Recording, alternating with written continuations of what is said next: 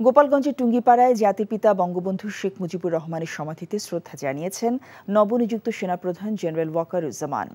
দুপুরে তিনি টুঙ্গিপাড়া পৌঁছে বঙ্গবন্ধুর সমাধিসৌধের বেদিতে পুষ্পস্তবক অর্পণ করে শ্রদ্ধা নিবেদন করেন। এ সময় সেনাবাহিনীর একটি চৌকস দল রাষ্ট্রীয় সালাম প্রদান করে। পরে পবিত্র ফাতেহা পাঠ ও বঙ্গবন্ধু সহ 15 অগস্ট নিহতদের আত্মার শান্তি কামনায় দোয়া ও মোনাজাত করেন তিনি।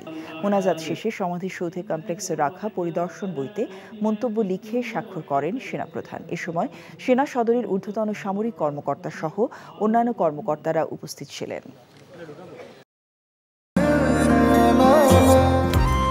আমি মনে হয় তোমারে ভালোবাসি, মনে হয় না, আসলেই ভালোবাসি।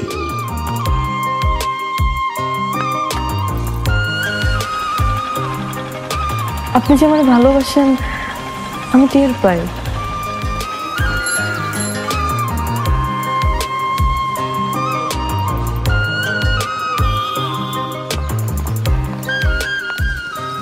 বুকের বাম পাশে যে ব্যথাটা হয়, ওই ব্যথাটার কাছে প্রশ্ন করে দেখো না, ভালোবাসো কিনা।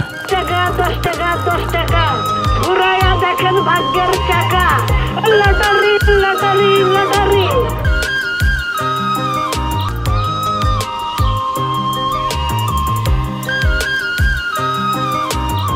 আপনি না চোখের যন্ত্রণা বুঝতে পারেন, বুঝে নেন।